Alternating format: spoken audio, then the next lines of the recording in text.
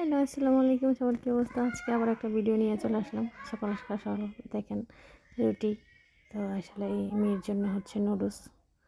এখানে হচ্ছে চিংড়ি মাছ দিয়ে লাউ দিয়া, তো লাউ রান্না করব আজকে। তাই ভাবলাম যে আজকে আরেকটা ভিডিও দিই। এটা হচ্ছে সকালের মেয়ের নাচ, নুডলস। তো সিদ্ধ নুডলস সবসময় খেতে পছন্দ করে আমার মেয়ে। তো এর জন্য তাকে নুডলস রান্না করে আগে দিয়ে নিলাম।